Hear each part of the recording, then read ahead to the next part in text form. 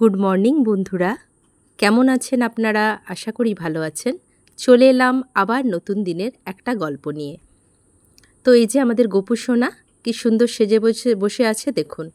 সকালবেলা ঘুম থেকে উঠিয়ে তাকে নতুন পোশাক পরিয়ে, মুকুট পরিয়ে, সুন্দর করে সাজিয়ে মা রেখে দিয়েছে। আর এই যে এখানে আমাদের মহাদেব, রাধাকৃষ্ণ, লক্ষ্মী মা সবাই বসে আছে, সবাইকেই সাজানো হয়েছে।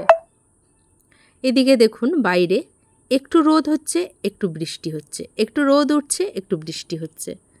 তো এই দেখুন আমাদের কিন্তু গাছ ভর্তি জবা ফুল, পুজোর জন্য তুলে নিয়েছে, তবুও এখনও আছে। তো এদিকে তো আমাকে রান্নার জোগাড়ে চলে যেতে হবে, জানেনই সকালবেলায় আমার রান্নার জোগাড়। তো এই ঝিঙেগুলো দেখছেন, এগুলো কিন্তু আমাদের ক্ষেতের ঝিঙে, জানেন তো, বাবা লাগিয়েছিল। আর এই যে শাকটা দেখছেন, এটাও আমাদের বাগানেরই শাক। আমার শ্বশুর মশাই, ওনার চাষবাসে খুব ইচ্ছে আর কি, খেতে সব কিছু উনি টুকটুক করে একটু একটু বাড়িতে খাওয়ার মতন সব সবজি একটু লাগিয়ে রাখেন অল্প স্বল্প। তো এদিকে আজকে দেখুন গেঁড়ি, অনেকে হয়তো জানেন বা অনেকে জানেন না। এই যে গেঁড়ি আমাদের পুকুরের গেঁড়ি, আর চিংড়ি মাছটা হচ্ছে বাজারের।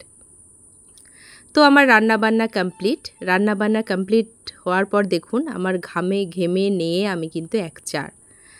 তো এবার কি করবো জানেন তো, রান্না করেই যাচ্ছি ছেলেকে তুলতে। সকাল সকাল যেহেতু রান্না হয়, তুলে নিলাম ছেলেকে। তুলে এবারে ও দাঁত মাজিয়ে পড়তে বসে, তারপরে এখন রেডি হয়ে ও চলে যাচ্ছে স্কুলে। তো ওকে একটু এগিয়ে দিই।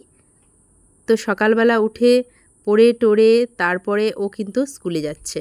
আপনারা ভাববেন না আবার যে ঘুম থেকে উঠেই কি পড়তে চলে গেল। না, ঘুম থেকে উঠেই ও স্কুলে চলে যায়নি। এদিকে চলে যাচ্ছে, ছেলে চলে যাওয়ার পর আমার হাজব্যান্ডের যাওয়ার সময় হয়ে গেল। উনি আবার ক্যামেরার সামনে আসতে পছন্দ করেন না, তো ওর জন্য ওনার মুখটা আমি দেখাতে পারিনি।